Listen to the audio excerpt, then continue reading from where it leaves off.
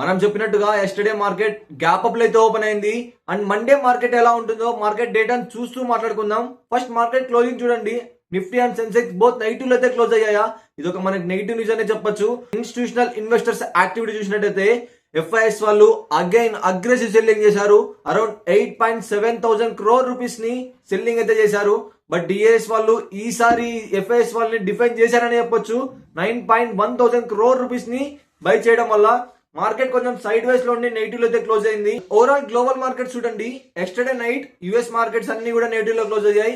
Even gift Nifty కూడా 350 points negative లో ఉంది. సో ఇదొక మనకి మేజర్ నెగిటివ్ న్యూస్ అని చెప్పొచ్చు. అండ్ గ్లోబల్ న్యూస్ చూసినట్టయితే యుఎస్ అండ్ ఇరాన్ మధ్య జరుగుతున్న కాన్ఫ్లిక్ట్స్ వల్ల క్రూడల్ ప్రైస్ అయితే ఇంక్రీజ్ అవుతూనే ఉన్నాయి. అది డైరెక్ట్ గా మనకి ఇండియన్ మార్కెట్ మీద ఎఫెక్ట్ అవుతుంది. సో ఇది కూడా ఒక negative news. And option change చూడండి. హైయెస్ట్ పుట్ ఓపెన్ ఇంట్రెస్ట్ 23,300 దగ్గర ఉంది. ఇది స్ట్రాంగ్ ఇమీడియట్ సపోర్ట్ అయితే చెప్పొచ్చు. And highest call open interest 23,500 దగ్గర ఉంది. ఇది కూడా ఇమీడియట్ రెసిస్టెన్స్ అని చెప్పొచ్చు. ఈ 2 లెవెల్స్ ని మార్క్ చేసి పెట్టుకోండి. ఓవరాల్ మార్కెట్ డేటాను కంబైన్ చేస్తూ Monday market huge gap down లో ఓపెన్ అయ్యే ఛాన్సెస్ ఉన్నాయి. అండ్ మరిన్ని లైవ్ స్టాక్ మార్కెట్ అప్డేట్స్ కోసం please do subscribe the channel.